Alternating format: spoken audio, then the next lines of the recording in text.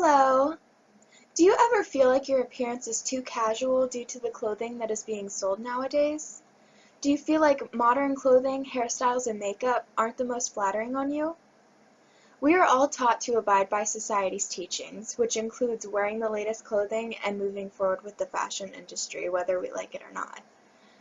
You should never feel pressured to stay in the same fashion loop as everyone else, and I'm going to explain to you why.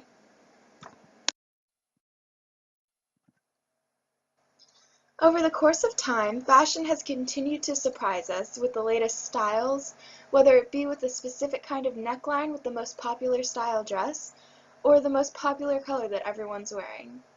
I think that each genre of clothing from each era had brilliant ideas in some of the styles that were created. I'm specifically talking about the vintage era today because of some of the secrets some of the articles of clothing held to become closer to having the most desired appearance.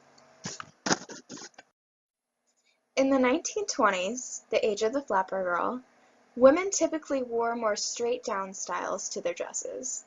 This style was considered daring because it ventured far away from the normal style that would show off their hourglass figure. Flapper dresses were usually beaded and had many designs going on at once. While in most cases designers would say too much going on can be unattractive, this specific look gave women the opportunity to do more with their makeup, their hair, and pair glamorously with jewelry and add a final touch to their look. The 1950s, my personal favorite, ventured more towards styles that would show off your waist.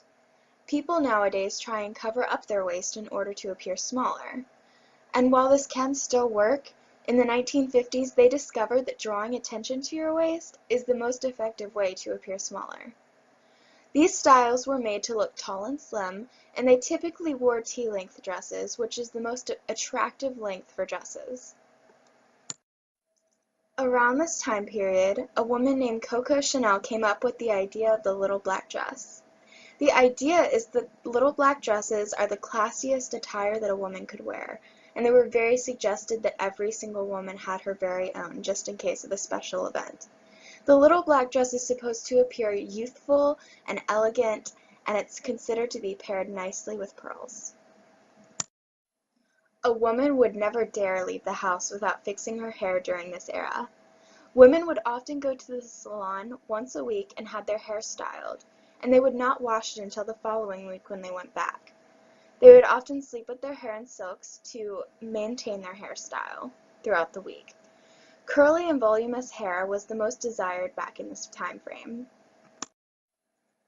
Men during the 1950s typically wore nice, preppy clothing that would be considered professional and sleek.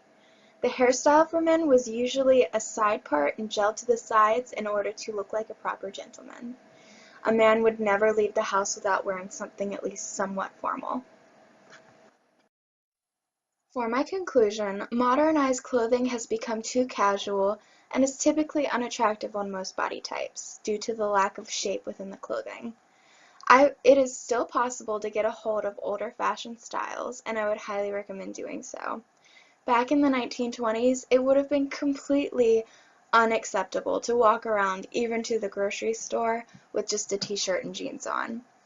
I believe that old fashion should come back and turn fashion into art and not a disaster. Thank you for listening.